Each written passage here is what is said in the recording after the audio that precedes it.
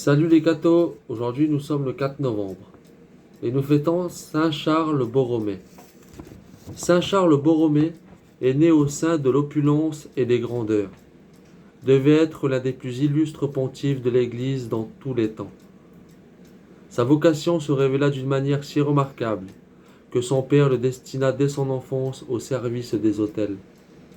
Neveu du pape Pie VI, Charles était cardinal avant l'âge de 23 ans et recevait les plus hautes et les plus délicates missions.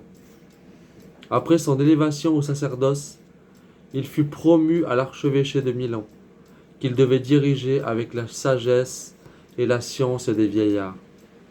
Ce beau diocèse était alors dans une désorganisation complète. Peuple, clergé, cloître, tout était à renouveler. Le pieux et vaillant pontife se mit à l'œuvre, mais donna d'abord l'exemple. Il mena dans son palais la vie d'un anachorète. Il en vint à ne prendre que du pain et de l'eau, une seule fois le jour.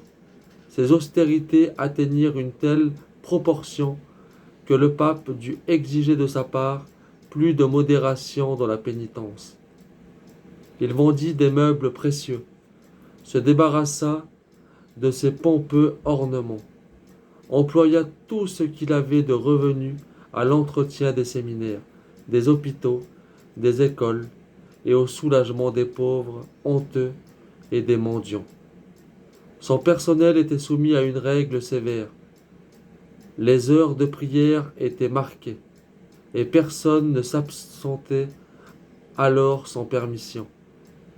Les prêtres de son entourage, soumis à une discipline encore plus stricte, formaient une véritable communauté qui fut digne de donner à l'Église un cardinal et plus de 20 évêques. Le saint archevêque transforma le service du culte dans sa cathédrale et y mit à la fois la régularité et la magnificence. Aucune classe de son diocèse ne fut oubliée.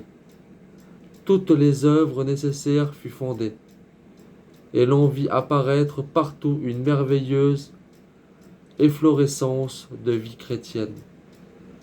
Ce ne fut pas sans de grandes épreuves. Saint Charles reçut un jour d'un ennemi un coup d'arquebuse pendant qu'il présidait à la prière dans sa chapelle particulière. Par une protection providentielle, la balle ne fut que lui effleurer la peau, et le saint continua la prière sans trouble.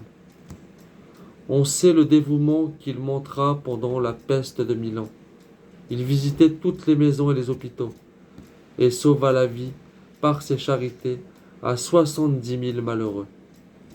Les pieds nus et la corde au cou, le crucifix à la main, il s'offrit en holocauste, fit des cérémonies expiatoires et apaisa la colère divine.